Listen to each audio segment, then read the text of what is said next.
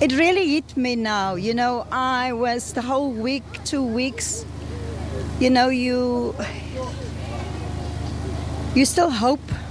And, we prayed for her. She is our mother.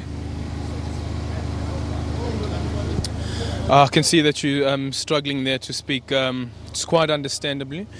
I've seen many like you trying to speak about those moments where they were inspired. And I remember speaking to Menomvula Mokonyane as well, who was an activist on the West Rand in Kagiso, and she was speaking about how when she was pregnant, she was thrown into jail, but she gained strength from knowing that the people like Winnie Madikizela-Mandela could do it and still remained resilient.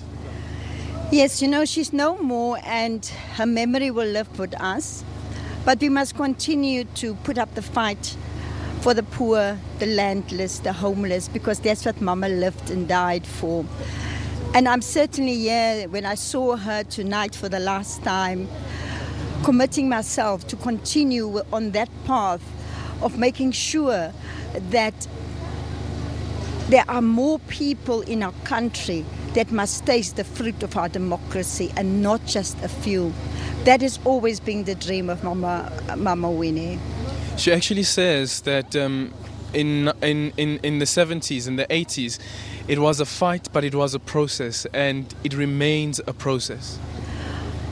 How she was able to keep up the fight. I think that the violence and the torture has just made her more resolute.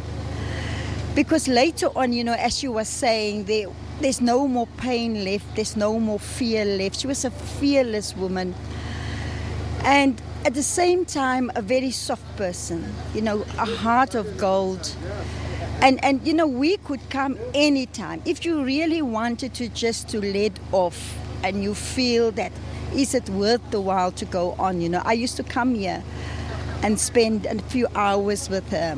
And then after, when I go away from here, I just knew that I can't give up. We have to continue. And now that she's no longer there, we all have to commit ourselves to work even harder to make sure that we attend to and look after the landless, the homeless, and the poor people in our country. As you face your own political upheaval at the moment, what do you draw from her?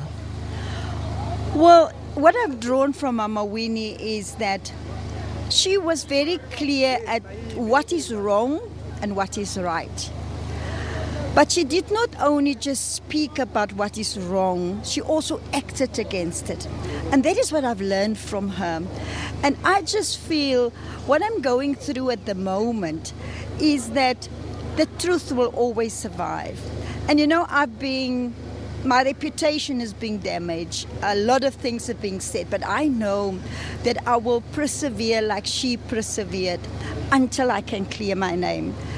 And tonight I can feel that, that I've seen her for the last time, but she has taught us never give up. Press on, press on, press on, and that is what I will continue to do. Just in closing, and I know this is a bit off topic, but somehow related. When you have to explain or defend your decision to appear at an EFF-led memorial service in honor of Mama Winnie Madikizela-Mandela, what will you say? In my culture, in African culture, it is customary that when a mother passes on, that you have to go and show your last respects. I will not ask permission from anyone. It is my duty. She's my mother, she's my sister, she was my comrade, and therefore I don't really care.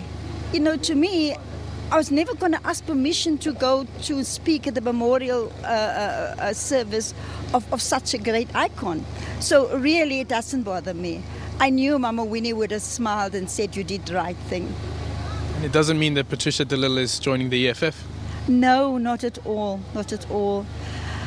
I said to all the political commentators, I think I don't want to be part of a sideshow To take the attention away from Mama Winnie, I think it's very disrespectful. I think that we are all in mourning together with the family, the whole country. And next week I will respond to all of these issues. But I don't think it's appropriate now, while we mourn Mama Winnie and we must go and put her in her last resting place tomorrow, that the side issue of Patricia De Lille, whether she was at the EFF the week before I hugged President Cyril Ramaphosa, and then they speculate I'm going to the ANC. I think it's very disrespectful, and I don't want to succumb to that and to enter that debate.